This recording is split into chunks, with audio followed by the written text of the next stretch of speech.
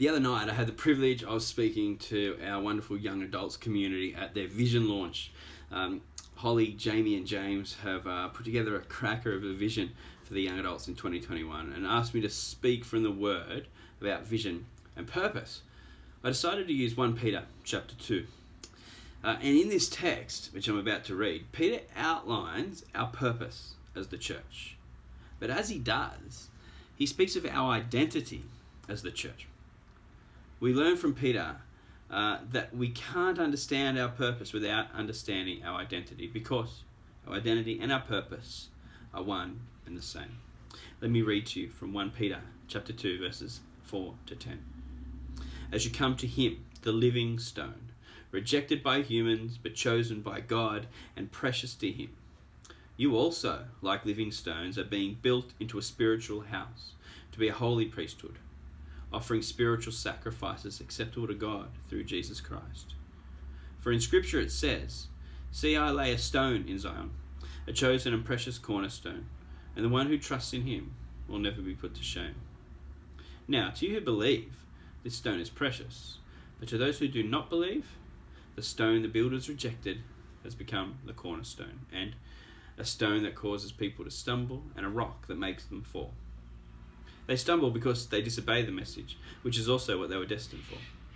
But you, church, are a chosen people, a royal priesthood, a holy nation, God's special possession, that you may declare the praises of him who called you out of darkness into his wonderful light.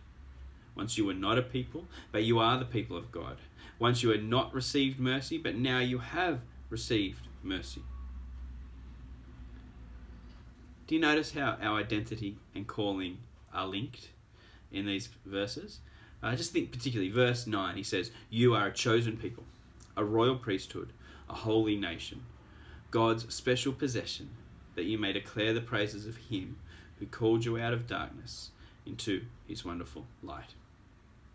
This is wonderful Old Testament imagery, talking about the nation of Israel as a light to the nation, the priesthood as the mediator between God and humans, saying this is the church. We are God's light to the nation. That's our identity. We are the new priesthood, bringing God and people together. We are God's special possession. It's beautiful Old Testament imagery. And he's saying that the church is the new Israel, God's chosen people, a priesthood. That's our identity. But our identity is coupled with our purpose. Notice in verse 9 the big "so that." We are a priesthood, God's chosen people, so that we may declare the praises of him who called you out of darkness into his wonderful light. Peter shows us our identity as God's chosen people. We are a kingdom of priests.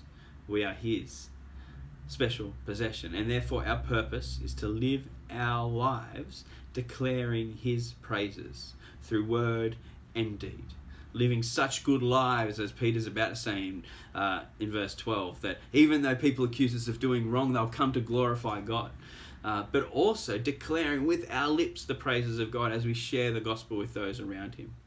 Our identity and our purpose are linked together. They are one and the same. We are God's children. We are his priests. We are his nation.